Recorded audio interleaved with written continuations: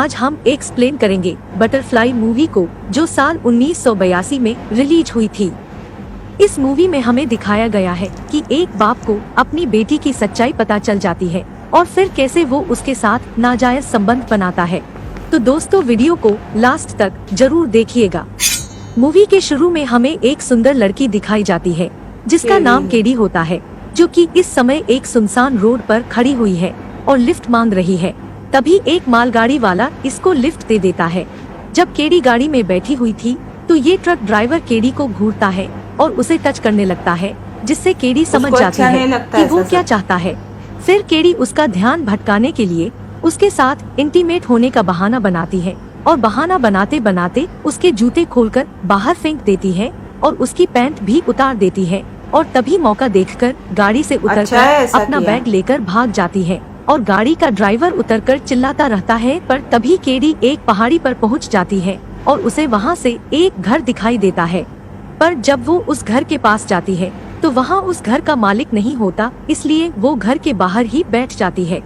तभी वहां उस घर का मालिक आता है और उसका नाम जैस होता है। जैस केडी से पूछता है कि तुम कौन हो और यहाँ कैसे बैठी हो। पर तभी केडी जैस के साथ फ्लर्ट करने लगती है, जिसके बाद जैस केडी को वहाँ से जाने को बोलकर आगे चला जाता है और अपनी गाय का दूध निकालने लगता है। और केडी वहाँ से जाने की बजाय जैस के पीछे जाकर उससे बात करने लगती है और गाय का कच्चा दूध पीने लगती है। जैस एक सिल्वर माइस फैक्ट्री की देखरेख करता है और जैस की बीवी, जो इसे 15 साल पहले ही छोड़कर जा चुकी थी, और वो अपने साथ जैस की 2 बेटियों को भी ले गई है। केडी घर के गेट पर जाकर खड़ी हो जाती है और जैस को वहां खड़े होकर अपना नाम बताती है और अपना बैग लेकर घर के अंदर चली जाती है। और बातों ही बातों में जैस को पता चल जाता कि केडी उसी की बेटी है, तो इसलिए वो उसे घर के अंदर जाने देता है। और फिर रात को जब दोनों डिनर कर रहे होते हैं तो जैस केडी से बातों में उसे उसकी माँ के बारे में पूछता है और बोलता है कि तुम भी कुछ अपने बारे में बताओ। केडी बोलती है कि मेरी माँ प्रोस्टिट्यूट का काम करती है और मैं भी मेरे स्कूल के दिनों में एक लड़के से प्यार कर बैठी थी और मैं प्रेग्नेंट हो गई थी और अब मेरा 2 महीने का बेटा भी है, और इस वजह से मुझे आसपास के लोग ताने मारने लगे और मुझे अपना घर छोड़कर भागना पड़ा। जैस ये सब सुनकर केडी को बोलता है कि तुम मेरे घर से अभी निकल जाओ। पर केडी जैस को मना लेती और जैस भी मान जाता है। और जब केडी रातों को सोने के लिए ड्रेस चेंज करती है तो जैस केडी की पर्दे पर परछाई देखता है और उसे साइड की विंडो से भी देखने की कोशिश करता है। केडी अगले दिन सिल्वर माइस फैक्ट्री के पास जाती है। तभी जैस उसे देखकर वहां भागते हुए आता है और बोलता है कि इस माइंस में इतनी चांदी नहीं है जितनी पहले हुआ करती थी, और इस वजह से इसमें काम बंद हो गया। लेकिन कभी कभार मैं इसमें काम करने जाता हूँ अपना पेट पालने के लिए। तभी केडी बोलती है कि इसमें अभी भी इतनी चांदी तो होगी ना कि हम दोनों की जिंदगी कट जाए। जैस केडी से बोलता है ताकि तुम भी अमीर बन सको। वैसे मैं तुम्हें बता दूं कि बुरा सोच रखने वालों के साथ हमेशा बुरा ही होता है। पर तभी केडी बोलती है कि मुझे बुरा काम करने से अच्छा परिणाम मिला। मुझे एक बेटा मिला जो इस सिल्वर माइंस के मालिक गैलेक्सी का बेटा है। और केडी बताती है कि उसने मुझे प्रेग्नेंट करके मुझसे शादी करने के लिए मना कर दिया क्योंकि मेरा सरनेम टेलर है। और केडी बोलती कि मुझे अपनी बेटे के लिए गलत काम करना पड़ा तो वो भी करूँगी। जिसके बाद जैस केडी का हाथ पकड़कर उसे चर्च ले जाता है और उसकी कहानी फादर के थ्रू सभी लोगों को बताता है। केडी को बहुत ज्यादा बुरा लगता है और जिस वजह से केडी वहाँ से भागने लगती है। जेस उसे रोकने की कोशिश करता है लेकिन केडी नहीं रुकती और भाग जाती है। फिर घर पहुंचकर जेस केडी का इंतजार करता है, लेकिन उस दिन कैंडी नहीं आती। जेस अगले दिन घर के बाहर खड़ा होता है और तभी एक गाड़ी में से केडी उतरकर आती है। जेस उससे पूछता है कि वो गाड़ी किसकी थी और उस गाड़ी में कौन था। तो कैंडी बोलती है वो मेरी फ्रेंड का भाई था जो मुझे यहाँ तक छोड़ने आया था। और जिसके बाद रात को जेस केडी के रूम में जाता है और चर्च वाली बात से केडी जैस गुस्सा थी तो इसलिए वो उसे बात नहीं करती। पर जैस केडी को मनाते हुए बोलता है कि तुम यहाँ रह सकती है जब तक तुम चाहो, और वो ऐसी हरकत अब दोबारा नहीं करेगा। और तभी जैस केडी वो बताता है कि वो कल से दोबारा माइंस में खुदाई शुरू करेगा। और ये सुनकर केडी बहुत खुश हो जाती है और तभी दोनों धीरे धीरे इंटीमेट होने लगते हैं। पर जैस खुद को रोक लेता और वहाँ से चला जाता है। फिर अगले दिन दोनों हमें माइंस में खुदाई करते हुए दिखाई देते हैं, पर उस दिन उन दोनों कुछ नहीं मिलता और शाम को घर आ जाते हैं। केडी बहुत थक जाती है तो इसलिए वो जाकर लेट जाती है। जैस बोलता है कि पानी गर्म हो गया है, तुम ना लो।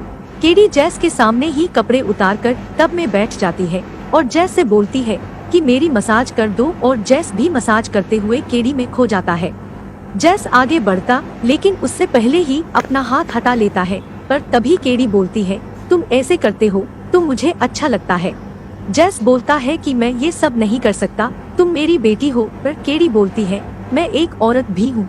अगले दिन वो दोनों माइन में खुदाई कर रहे होते हैं, जहाँ इन्हें इस बार बहुत सारी चांदी मिलती है और ये दोनों काफी खुश थे। खदान के ऊपर एक आदमी खड़ा होता है जो उनकी सारी बातें सुन रहा था और उन्हें देख रहा था। जिसके बाद केडी और जैस दोनों ही चांदी बेचने के लिए बाजार जाते हैं। केडी जैस को एक शॉप के बाहर गाड़ी रोकने को बोलती है और बोलती है कि मैं जब तक कुछ शॉपिंग कर लूं तुम चांदी बेचकर वापस आओ। जब जैस चांदी बेचकर वापस आता है तो केडी उसे वहां नहीं मिलती और वो दुकानदार जैस को बताती है कि केडी सामने वाले पब में गई है, जहां जाकर वो केडी को एक आदमी के साथ डांस करते हुए देखता है। और कुछ देर तो जैस बैठकर केडी को देखता है, लेकिन जब काफी देर हो जाती है तो जैस केडी का हाथ पकड़कर उसे घर ले जाने लगता है, पर केडी घर जाने से मना कर देती है और बोलती है कि मैं आज इनके साथ जाऊंगी। केडी जैस की नहीं सुनती और वो जाने लगती है, लेकिन तभी जैस बोलता है कि मैं वो सब करूँगा जो तुम चाहती हूँ। फिर केडी मान जाती और जब दोनों घर जाने लगती है, पर तभी पब के कुछ लोग जैस को मारने लगते हैं और ये देखकर केडी भी लड़ाई में कूद पड़ती है। इस लड़ाई के बाद इन दोनों को कोर्ट जाना पड़ता है। दरअसल इनकी लड़ाई से एक पुलिस केस हो गया था। लड़ाई के लिए इन्हें कोर्ट में कुछ $कुछ का फाइन लगता है। जिसके बाद घर आते समय दोनों गाड़ी में मौज मस्ती करते हुए आते हैं और घर आते ही केडी देखती है कि उसकी बड़ी बहन जेनी आई हुई है और वो अपने साथ केडी के 2 महीने के बेटे को भी लाई होती है। जिसके बाद केडी जैस को अपने बेटे को दिखाती है, पर जैस केडी पर ज्यादा ध्यान न देते हुए अंदर चला जाता है। लेकिन रात को जैस केडी के बेटे को खिलाता है, तभी उसकी नजर उसके पेट पर बने एक निशान पर जाती है और तभी जेनी उस रूम में आकर केडी को बताती है कि बॉस तुम्हारे साथ शादी करने के लिए तैयार है और इसलिए वो तुम्हें कल लेने आ रहा है। फिर अगले दिन बॉस जब केडी को लेने आता है तो केडी उसे बोलती है कि तुम यहाँ क्या लेने आए, मुझे तुमसे कोई शादी नहीं करनी, तुम यहाँ से चले जाओ। फिर लास्ट में बॉस के प्यार के सामने केडी मान जाती है। जिसके बाद वो दोनों जैस के पास जाते हैं और बॉस जैस से माफी मांगता है तो जैस बॉस को माफ भी कर देता है। रात को बॉस सबको बताता है कि केडी और मैं 2 दिन में शादी करने वाले हैं और तभी जैस को एडलेम आते हुए दिखाई देता है, जिसे देखकर वो तुरंत अपनी बंदूक लेकर आ जाता है क्योंकि इन दोनों में काफी लड़ाई थी। एडलेम गाड़ी से उतरकर जैस को मनाने की कोशिश करता है, पर जेस नहीं मानता। जिसके बाद गाड़ी से मोर्गन को उतारता है, मतलब जेस की वाइफ को, जिसे देखकर वो अपनी बंदूक नीचे कर लेता है। दरअसल वो लोग केडी से मिलने आए थे और मोर्गन की तबीयत काफी खराब रहती थी, तो इसलिए उन लोगों ने उसे पकड़ा हुआ था और उसे पकड़कर ही उसे अंदर भी ले जाते हैं। जिसके बाद एडलेम मोर्गन से मिलने उसके रूम में जाता है, तो तभी उन दोनों के बीच कुछ बात होती है और मोर्गन सुई से एडलेम पर हमला कर देती है, तो तभी एडलेम मोर्गन को जान से मार देता है। फिर अगले दिन अंतिम संस्कार के दौरान जैस को आभास होता है कि एडलेम को खदान के बारे में पता चल गया है, तो इसलिए जैस अपनी गन लेकर माइंस की तरफ भागता हुआ दिखाई देता है और वहां जाकर देखता है तो एडलेम खदान खोद रहा था और इन दोनों के बीच बहस चल रही होती है।